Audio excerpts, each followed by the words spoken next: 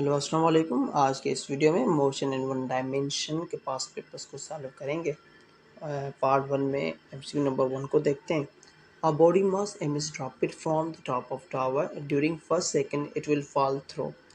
तो एक मास को हमने टावर से थ्रो किया है, तो फर्स्ट सेकंड में डिस्टेंस फाइंड करना है जी। 9.8 मीटर, 4.9 मीटर, 98 मीटर, 49 मीटर। तो सोल्यूशन को देखते हैं। फार्मूला होगा AC equal VIT plus 1/2 AT square. VIT जो है वो रेस्ट में था तो 0 हो जाएगी और एक्सीलरेशन जो है वो 9.8 है। जैसे ही हम सॉल्व करेंगे आंसर आ गया 4.9 मीटर। तो करेक्ट आंसर हो जाएगा B 4.9 metre. A ball A dropped vertically from the top of a building 49 meter high. At the same time, another ball B is thrown horizontally with the speed of 21 meter per second.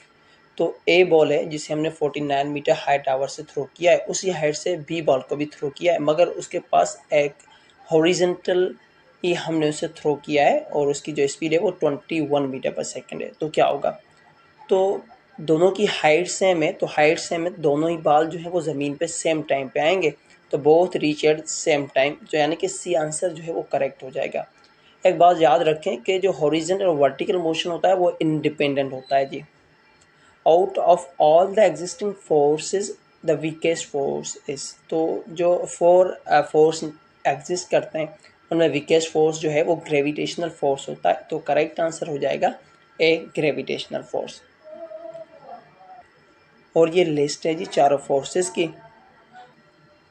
The momentum of body increase by 20%। What is percentage increase in kinetic energy.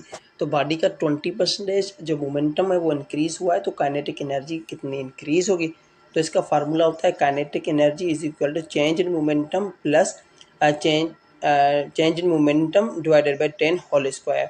तो इसे जैसे ही हम solve करेंगे तो हमारे पास answer आ जाएगा 44%, यानी कि बी ऑप्शन जो है वो करेक्ट है। The unit of rate of change of momentum.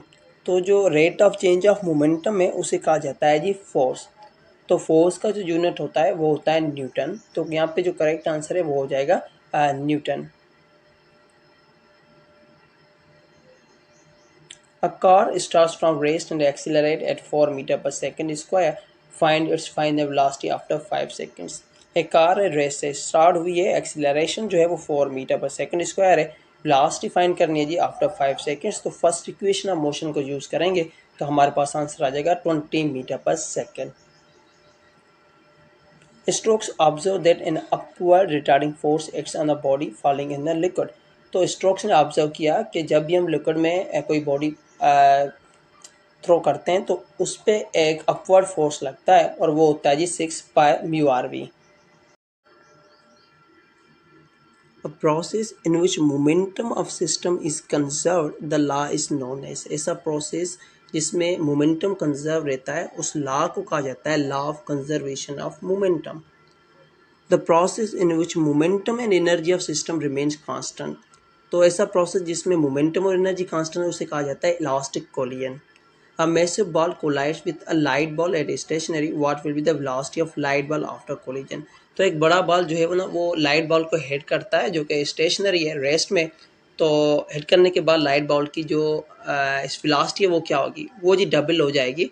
Light ball will move with double velocity. The unit of momentum is, जो मोमेंटम है उसका यूनिट होता है जी न्यूटन सेकंड। न्यूटन सेकंड भी होता है और दूसरा यूनिट होता है जी किलोग्राम मीटर पर सेकंड। तो करेक्ट आंसर हो जाएगा ए।